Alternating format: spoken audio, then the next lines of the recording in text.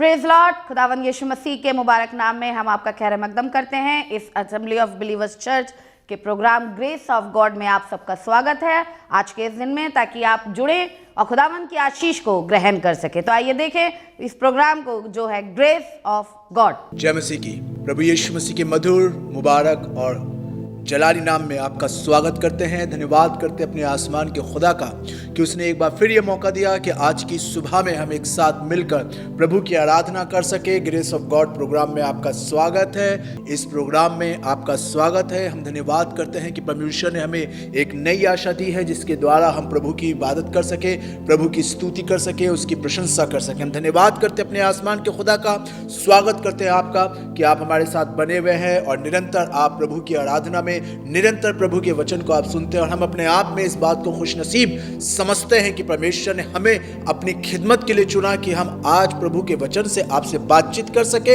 हम परमेश्वर के नाम का शुक्र अदा करते हैं क्योंकि वो जलाली है, वो सामर्थी है, वो अद्वैत है और उस जैसा ईश्वर कोई है ही नहीं जो अपने लोगों से इस कदर प्यार करता हो कि जब हम पुकारे तो वो हमारे पास आ जाए। हम धन्यवाद करते अपने खुदा का कि उसने अपने बेटे को भेजकर मुझे और आपको अपने करीब आने का मौका दिया है। यकीनन इस बात को जानिए, अगर हम परमेश्वर के वचन का अध्ययन करें, अगर हम परमेश्वर के वचन में जाएं तो वहां पे पुराने समय के अंदर कुछ ऐसी रियायतें हुआ करती थी, ऐसे रिवाज हुआ करते थे कि कोई आम इंसान परमेश्वर के करीब नहीं जा सकता था। उसकी दूरी परमेश्वर से बनी हुई थी। इसलिए लोगों को मालूम नहीं था कि परमेश्वर है क्या, वो नहीं जानते थे कि खुदा क्या है। इसलिए कई मर्तबा बहुत से लोगों ने बहुत सी गलतियां कर दी, बहुत से ऐसे गुनाह उनसे हो गए क्योंकि उनको मालूम नहीं था परमेश्वर क्या है। मूसा के समय में उन्होंने बछड़ा बनाया, उन्होंने सोचा शायद यही वो खुदा है जो हमें मिस्र से निकाल के लाया और हमें अपने वादा किए हुए देश में लेकर जा रहा है। लोगों को नहीं मालूम था। उसके बाद बहुत से लोगों ने अलग अलग जो उनके दिमाग में आया वो परमेश्वर की वैसी ही इमेज बनाते चले गए और उस तरीके से इबादत करते चले गए और परमेश्वर से दूर होते गए। इसीलिए परमेश्वर ने अपने बेटे को भेजा ताकि वो हमें बता सके कि मैं ऐसा हूं। जैसे तुम्हारी दो आंखें हैं वैसे ही मेरी भी दो आंखें हैं, जैसे तुम्हारे दो हाथ हैं वैसे ही मेरे दो हाथ हैं, तुम्हारे दो पांव हैं मेरे भी दो पांव हैं, तुम्हारे पास एक नाक है मेरे पास भी एक नाक है, तुम्हारे पास एक सर है मेरे पास भी एक सर है, क्योंकि मैं बताना मांगता हूं मैंने तुमको अपनी सूरत पे बनाया है और मैं ऐसा हूं। मैं गुस्सा करने वाला नहीं हूं, मैं प्यार करने वाला ईश्वर हूं। मैं इतना प्यार करता हूं कि तुम अगर मुझे मार भी दो, अगर तुम मुझे इग्नोर भी कर दो तो भी मैं कहता हूं कि आए बाप तू इन्हें क्षमा कर। हालेलुया। मेरा और आपका परमेश्वर प्रभु यीशु मसीह की सूरत में इस कदर मेरे और आपके बीच में आके खड़ा हो गया ताकि मैं और आप अपने खुदा को पहचान सके, मैं और आप अपने खुदा से मुलाकात कर सके। प्रभु यीशु मसीह मेरे और आपके लिए एक ऐसा ब्रिज बन गया जो हमें परमेश्वर के पास ले जाए। तभी तो बाइबल में लिखा है जब प्रभु यीशु मसीह को सलीब पर चढ़ाया गया, जब उसे सलीब पर कुर्बान किया गया तो यीशु मसीह ने जब कहा कि पूरा हुआ तो बाइबल में लिखा मंदिर का पर्दा नीचे से ऊपर तक फट गया। कैसे फट गया? वो इसीलिए तो फटा क्योंकि यही वो पर्दा था जो हमको परमेश्वर के पास आने से रोकता था। यही वो पर्दा था जो हमें खुदा से मुलाकात करने से रोकता था। ये रिवायतें, ये रिवाज, ये रीति हमको परमेश्वर के करीब आने से रोकती थी। लेकिन प्रभु यीशु मसीह की मौत के बाद, प्रभु यीशु मसीह की कुर्बानी के बाद, प्रभु यीशु मसीह के लहू बहाने के बाद, उसके सलीब पर चढ़ने के बाद मुझे और आपको वो मौका मिला कि अब हम परमेश्वर से रूबरू होकर बात कर सकते हैं। अब हमारे बीच में कोई पर्दा नहीं है और अब हम आजाद हैं, अपने खुदा से मुलाकात कर सकते हैं। धन्यवाद करिए कि आपका खुदा आपसे इतना प्यार करता है कि उसने आपके लिए अपने बेटे को बलिदान करा ताकि मैं और आप एक नए जीवन और एक नई उम्मीद में आगे बढ़ सके। एक नई जीवित आशा मुझे और आपको मिली है कि हम परमेश्वर से बात कर सके। हालेलुया। धन्यवाद करते हैं। आइए खुदा के कलाम में चले और मैं चाहूंगा मेरे साथ आज के दिन में आप निकालें नीति वचन की किताब और उसका 21वां अध्याय, अमसाल की किताब उसका 21वां अध्याय, the book of proverbs chapter 21। ये बहुत इंपॉर्टेंट है और मैं चाहूंगा आज की सुबह हर एक जन और हर मर्तबा जब भी आप परमेश्वर की आराधना में आए अपनी बाइबल अपने साथ लेकर बैठे। बिना बाइबल के बैठना तो ऐसा लगेगा जैसे हम बिना लाइसेंस के गाड़ी चला रहे हैं, बिना आरसी की गाड़ी चला रहे हैं। ठीक उसी तरीके से इबादत में बैठना और बिना बाइबल के बैठना इसी तरीके की बात है। तो खुदा बाप चाहता है जब भी आप इबादत कर रहे हैं या आप एक प्रोग्राम नहीं देख रहे, ये आप एक इबादत कर रहे हैं, तो ये आपके लिए ज़रूरी है कि आप इस चीज़ को अपने जहन में रखें कि हमारे लिए ज़रूरी है कि जब भी हम इबादत में आए हम अपनी बाइबल, अपना हथियार अपने साथ लेकर आए। निकालिए द बुक ऑफ प्रोवर्ब्स अमसाल नीति वचन की किताब उसका 21वां अध्याय 21 चैप्टर और उसकी 29वीं आयत की दूसरी लाइन को पढ़ेंगे हम। और वहां पर लिखा है, वो अपनी चाल सीधी रखता है और जो सीधा है। मेरे ध्यान से सुनिएगा क्या लिखा है, और जो सीधा है वो अपनी चाल सीधी करता है। जानते हैं यहाँ सीधे का मतलब क्या? कई बार हम लोग सोचते हैं, जब सीधे के बारे में अगर डिफाइन करा जाए, किसी से पूछा जाए सीधा किसे कहते हैं, इनोसेंट पर्सन, मासूम, ऐसा कोई वर्ड हम यूज करते हैं। लेकिन बाइबल सीधे को, इनोसेंट को सीधा नहीं कह रही है। अगर हम इसे उर्दू में पढ़ेंगे तो वहां पर लिखा है सादिक, यानी कि वो जो परमेश्वर में बना हुआ है, वो जो परमेश्वर की इबादत करता है, वो जो परमेश्वर से डरता है। ओ वंडरफुल! सुनिए खुदा का कलाम क्या कह रहा है। आज के दिन में परमेश्वर मुझसे और आपसे बात करके कह रहा है, जो सादिक है, जो कहता है कि मैं सादिक हूं, जो कहता है मैं परमेश्वर का हूं, जो कहता है मैं खुदा से प्यार करता हूं, जो कहता है मैं उसकी इबादत करता हूं, जो कहता है मैं उसके घर जाता हूं, मैं हर संडे चर्च जाता हूं, मैंने बैप्टिज्म ले रखा है, मैंने अपना जीवन प्रभु को दे दिया है, मैं तो उसके घर में खड़े होकर गिटार बजाता हूं, मैं तो उसके घर में खड़े होकर कीबोर्ड या कोई इंस्ट्रूमेंट प्ले करता हूं, मैं तो प्रेज एंड वर्शिप कराता हूं, मैं बहुतों के लिए दुआ करता हूं, मैं खड़े होकर लोगों को परमेश्वर के वचन से सिखाता हूं, मैं डोर टू डोर विजिट करता हूं। मेरे पास बहुत से लोग फोन करते हैं और कहते हैं कि हमारे लिए प्रार्थना करो। मैं आज उन सादिकों से बात कर रहा हूं जो अपने आप को सादिक समझते हैं, जो अपने आप को सादिक कहते हैं, जो अपने आप को किसी न किसी तरीके से परमेश्वर के साथ जोड़े हुए हैं। खुदा के लोगों, आज परमेश्वर आपसे बात कर रहा है और खुदा बाप आपको एक चीज कह रहा है कि जो सादिक है, जो अपने आप को परमेश्वर से जुड़ा हुआ मानता है, जो अपने आप को परमेश्वर के साथ कहीं ना कहीं किसी न किसी सेवकाई का एक हिस्सा है, सुनिए परमेश्वर मुझसे और आपसे क्या कह रहा है। जो सादिक है वो अपनी राह पर सोचता है। वंडरफुल! सादिक वो नहीं जो ढिंडोरा पीट रहा है कि मैं सादिक हूं, लेकिन बाइबल उसको सादिक मानती है कि जो व्यक्ति अपनी राहों को, अपने काम करने के तरीके को, अपने चाल को, अपनी चीजों को सोचता है। जानते हो सोचने का मतलब क्या? दे थिंक अबाउट इट, कि मैं क्या कर रहा हूं और मुझे क्या नहीं करना चाहिए, मुझे क्या करना चाहिए और मुझे क्या नहीं करना चाहिए। जो अपने कदमों को बढ़ाने से पहले 10 बार सोचता है, खुदाबाद से पूछता है, खुदाबाद तू मुझे बता कि मैं ये वाला काम करूं कि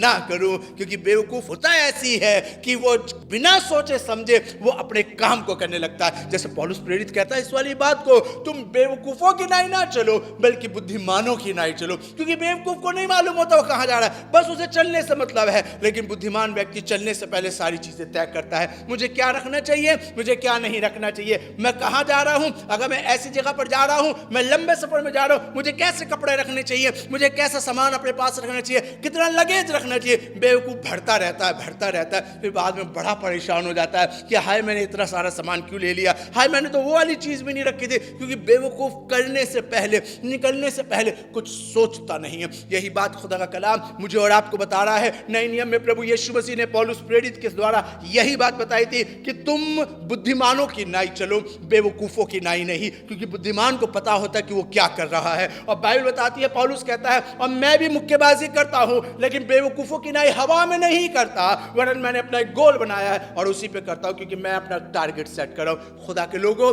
आज परमेश्वर का वचन आपसे बात कर रहा है। अगर आप समझते हैं कि आप सादिक हैं, अगर आप कह रहे हैं कि मैं परमेश्वर से जुड़ा हुआ हूं, मैं परमेश्वर का धर्मी जन हूं, मैं प्रार्थनाएं करता हूं, मैं एवरी संडे चर्च जाता हूं, मैं खड़े होकर कुछ शेयर करता हूं, मैं गीत गाता हूं, मैं प्रेज एंड वर्शिप लीड करता हूं, तो आज परमेश्वर का वचन आपको उभारना चाह रहा है। अगर आप वाकई चाहते हैं कि आप परमेश्वर की निगाह में सादिक बने, हमारी निगाह में, हम अपनी निगाह में सादिक है, लेकिन अगर हम परमेश्वर की निगाह में सादिक बनना चाहते हैं तो सुनिए परमेश्वर का वचन क्या कह रहा है। परमेश्वर का वचन कहता है वो अपनी राह पर, ध्यान से सुनिएगा क्या लिखा है, अपनी राह पर सोचता है, दूसरों की राह पर नहीं। प्रॉब्लम तो आज यही है, जगह बजगह सारी दुनिया में आज यही तो समस्या है कि लोग दूसरों की चीज़ों को बहुत सोच रहे हैं, बहुत गौर दे रहे हैं कि वो कैसे दुआ करता है, वो कैसे बाइबल पढ़ता है, वो कैसे चर्च में आता है, उसके बच्चे नहीं बैठते हैं, वो सर नहीं ढकती है, वो भाई साहब देखो उसको, वो कैसे बतियाती रहती है, भाई साहब उसको देखो वो बाइबल नहीं लाता, भाई साहब आप उसको तो कुछ नहीं कहते हैं, आपने उसके बच्चे को तो कुछ नहीं कहा, मेरे बच्चे को एकदम आप टोक देते होते हैं। उसके लड़के को आपने कुछ नहीं कहा, मेरे लड़के को आपने स्टेज पर से उतार दिया, आपने उसको गीत गाने का मौका दे दिया, मेरे लड़के को। हम लोग दूसरों के मामलों को ज्यादा देखते हैं, हम दूसरों की गलतियों को ज्यादा चेक करते हैं। अगर आज कोई मेरा कलाम सुन रहा है, अगर आज कोई परमेश्वर का वचन सुन रहा है और वो एक दूसरों के लोग चीजों को चेक करने में ज्यादा इंटरेस्टेड है, तो आई एम सॉरी टू से आप खुदा में सादिक नहीं हैं। क्योंकि सादिक की खासियत यही होती है कि वो अपनी राहों को सोचता है, वो अपनी राहों के बारे में सोचता है। मैं जो कर रहा हूं, मैं जो बोल रहा हूं, मैं जो चल रहा हूं, मैं ठीक हूं क्या नहीं हूं। तभी तो सुबोपदेशक की किताब 5वां अध्याय पहली आयत में लिखा है, सो जब तू खुदा के घर में जाए, ध्यान से सुनिएगा, सो जब तू खुदा के घर में जाए तो अपनी चाल पर गौर करना। ओ बड़ी सावधानी से कि तू कैसे चल रहा है, तुझे अपनी चाल पे गौर करने की जरूरत है। आज सारी दुनिया में लोग दूसरों की चाल पे गौर कर रहे हैं। लोग चर्चिस छोड़ के चले आते हैं, मिनिस्ट्री करना बंद कर देते हैं, इबादत करना बंद कर देते हैं, किसी दूसरे के कारण। अपने आप को नहीं देखते कि हम कहां गलत है, हमने कहां मिस्टेक करी है। और यहीं पे खुदा का कलाम मुझे और आपको बुद्धिमान बनाना मांग रहा है। मेरे को एक किस्सा याद आ रहा है, मैं पहले भी शायद एक दो दफा इस बात कर चुका हूं, आज फिर परमेश्वर चाह रहा है कि मैं आपके साथ वो वाला जिक्र आपके साथ शेयर करूं। मेरे को एक किस्सा याद आ रहा है कि एक बहन थी किसी चर्च के अंदर, और वो अपने पास्टर के पास गए। वो उस चर्च की एल्डर थी, वो उस चर्च की फाउंडर मेंबर थी, और जाके अपने पास्टर से बात करने लगी। पास्टर के साथ उसने बड़ी सेवकाई करी थी, चर्च को स्टैब्लिश कराने में, चर्च को रन करने में वो बड़ा सपोर्ट करती थी। लेकिन एक दिन वो बहुत ज्यादा फेड अप हो गई और जाके अपने पास्टर से कहने लगी कि पास्टर, आज के बाद मैं चर्च नहीं आऊंगी, this is my last service and this is my last Sunday, and इसके बाद मैं कभी चर्च नहीं आऊंगी, मैं दूसरा चर्च ज्वाइन करूं। पास्टर जो था एकदम शॉक्ड में आ गया। उसने कहा, क्या हुआ बहन, ऐसा क्या हुआ कि आपने ये सडनली एट द सडन आपने डिसीजन ले लिया और इतना बड़ा वाला ले लिया? तो उसने कहा, नहीं, मैं बस, मेरा दिल नहीं करता अब। उन्होंने, पास्टर ने जब काफ़ी फोर्स करा तो लेडी ने कहा कि पास्टर, मैं इसलिए मैंने डिसीजन लिया है क्योंकि हमारे चर्च के अंदर लोग इबादत ही नहीं करते, लोग प्रार्थना ही नहीं करते। लड़कों को देखो मोबाइल से खेलते रहते हैं, लड़कियों को देखो आपस में गपशप करती रहती हैं, बहनों को देखो वो दुआ नहीं करती हैं, सर नहीं ढाकती हैं, आदमियों को देखो वो बाहर घूमते रहते हैं, बच्चों को देखो छोटे बच्चों को खेलते रहते हैं। तो मेरा दिमाग ऐसे ऐसे इबादत में दिल नहीं करता, और मैं ऐसी जगह इबादत नहीं कर सकती जहां पे ये सब चीजें चल रही हूं। आपको कुछ एक्शन लेना पड़ेगा, और वैसे भी this is my last Sunday और अब मैं चर्च नहीं आऊंगी। वो लेडी जब बोल रही थी तो पास्टर शॉक्ड हो गया। उसने, पास्टर ने काफी कन्विंस करा उस बहन को, बट वो लेडी कन्विंस नहीं हुई। तो पास्टर ने कहा, ठीक है सिस्टर, मैं आपको अब ज्यादा फोर्स नहीं करूंगा, अगर आपका दिल है इट्स ओके, ये आज आपका लास्ट सर्विस है, अगर आज आप आखिरी बार मेरी एक बात मानेंगी?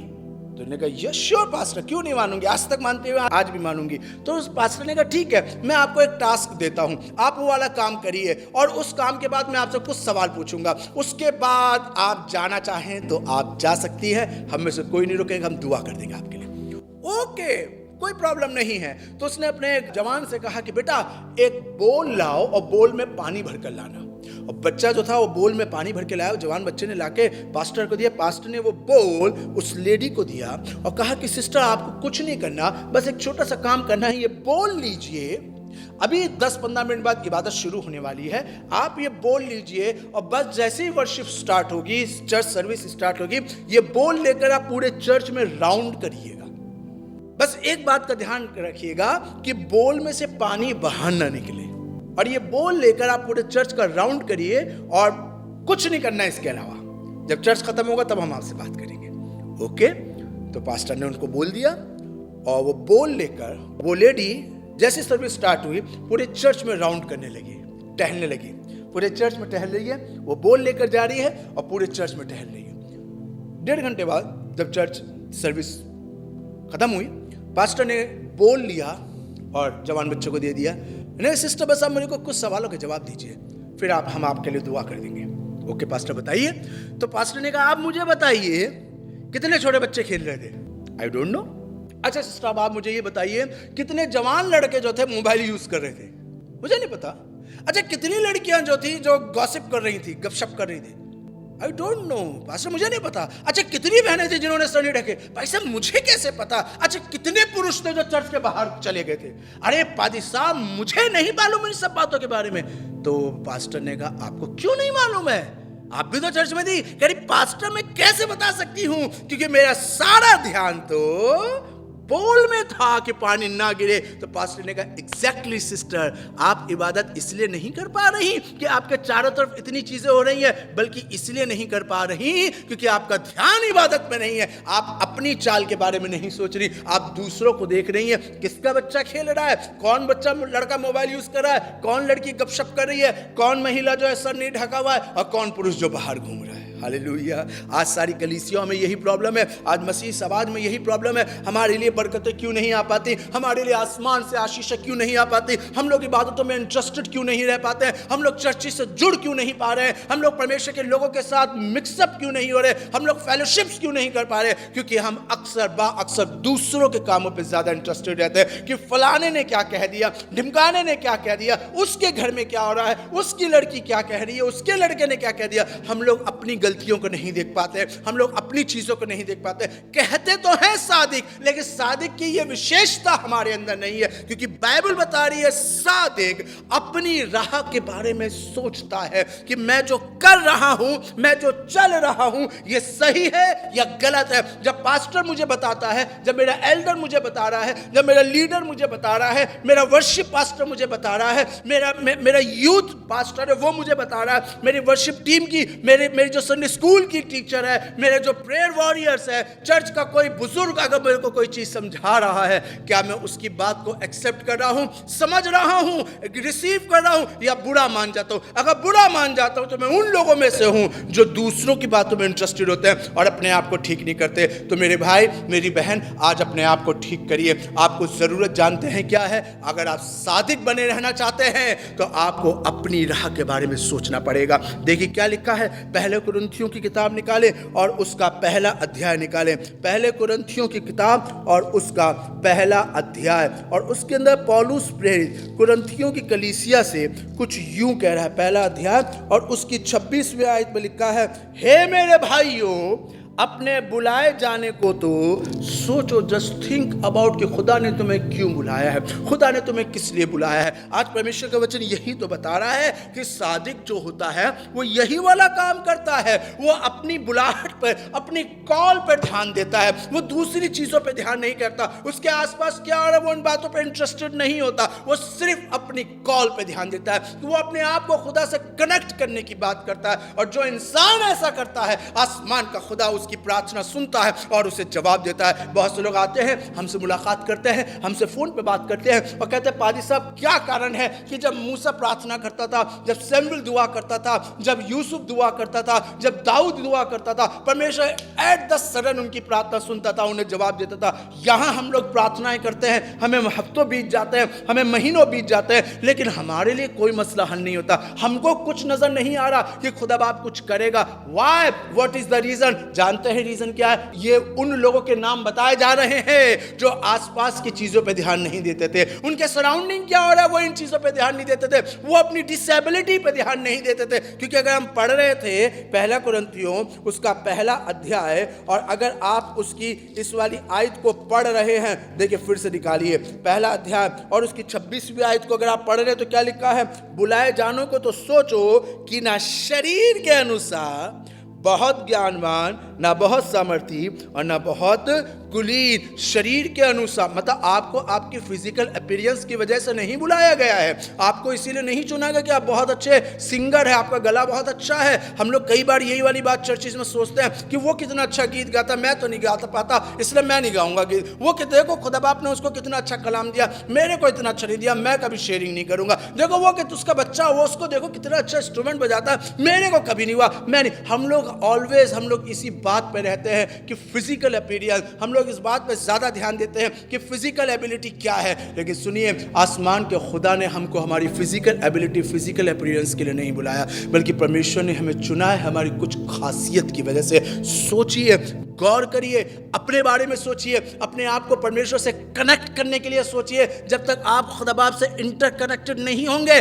आसमान का खुदा आपकी प्रार्थनाओं को नहीं सुनेगा। बावजूद इसके आसपास क्या हो रहा है मत ध्यान दीजिए, मत देखिए क्या हो रहा है, लोग क्या कह रहे हैं, लोग आपके बारे में क्या बोल रहे हैं, आपके आसपास क्या हो रहा है, डजंट मैटर। ये वाली बातें आपके लिए मैटर नहीं करनी चाहिए, बल्कि ये मैटर करना चाहिए क्या मैं खुद अब आपसे जुड़ा हुआ हूं। सादिक अपनी राह के बारे में सोचता है, तभी तो लिखा है इसी पहले कुरिन्थियों की किताब उसका 11वां अध्याय और आप पढ़ें उसकी 31वीं आयत। तो सुनिए, यदि हम अपने आप को जांचते, वंडरफुल, ये चीज बहुत इंपॉर्टेंट है। खुदा का कलाम कह रहा है अगर हम अपने आप को जांचते तो सजा ना पाते। आज सारी दुनिया में बहुत से लोग सजा पा रहे हैं, बहुत से परिवार सजा पा रहे हैं, बहुत सी जिंदगियां सजा पा रही हैं, बहुत से बच्चे, बहुत से बुजुर्ग सजा पा रहे हैं। बेरोजगारी, तकलीफें, सपने पूरे ना होना, दिल का टूट जाना, एक्सीडेंट हो जाना, कई मर्तबा ये चीजें सजा में आ जाती हैं। मैं नहीं कह रहा कि ये सजा है, लेकिन कई बार ये चीजें सजा में आ जाती है। खुदा इन चीज़ों के द्वारा हमें तंबी देता है, और यही बात खुदा का कलाम बता रहा है। कई बार ये वाली बातें मेरी और लाइफ में सज़ा के साथ आ जाती है। रिश्ते ख़राब हो गए, घर में तकलीफ आ गई, कोई शराब लग गया, सज़ा मिल गई। क्यों? ये सज़ा क्यों है? क्योंकि कई मर्तबा बारहर ऐसा होता है कि हम अपने आप को नहीं चेक करते, हम दूसरे को चेक करते हैं। फलाना ऐसा है, मेरी बहन ऐसी है, मेरा भाई ऐसा, उसने कहा था, मेरी कोई गलती नहीं है, उसने ऐसा कहा था। नहीं, हमें अपने आप को जांचना है। चेक योरसेल्फ, अपने आप को जांचिए। अगर आप सजा से बचना मांगते हैं आने वाले दिनों में, अगर आप परीक्षाओं से बचना मांगते हैं आने वाले समय में, अगर आप तकलीफों से निकलना मांगते हैं, तो आज मुझे और आपको स्टेप उठाना पड़ेगा। अपने आप को जांचिए। आइए आंखें बंद करें, दुआ करें।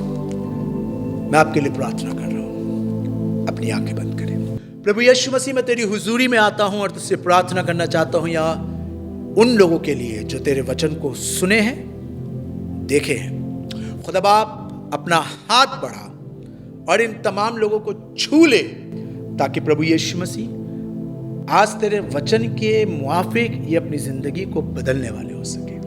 हम चाहते हैं तेरी सामर्थ आज इनके अंदर से बहे। प्रभु यीशु मसीह, आज तेरा जलाल जाहिर हो और इनको ये कुव्वत दे कि अपने दिन गिन सके।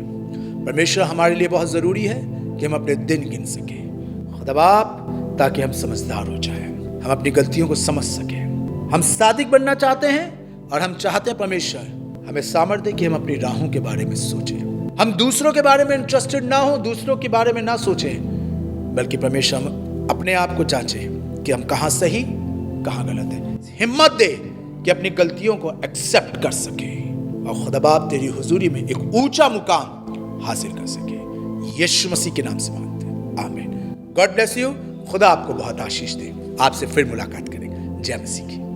उम्मीद है कि आज आपने जरूर बरकत को हासिल किया होगा और खुदावंद ने आपको आशीष दी होगी। हम चाहेंगे कि आप हमसे संपर्क करें। अगर आप किसी भी तरीके की सहायता करना चाहते हैं, दुआएं हैं आपके पास, प्रार्थनाएं हैं, तो ज़रूर आप हमसे संपर्क करें। हमारा पता और हमारे नंबर्स आपके पास पहुंच चुके हैं। आप इनके द्वारा हमसे कांटेक्ट कर सकते हैं ताकि हम दुआओं में और आपके साथ मिलकर खुदावंद की महिमा में आगे बढ़ सके। Praise the Lord. खुदा आप सबको बहुत आशीष दे।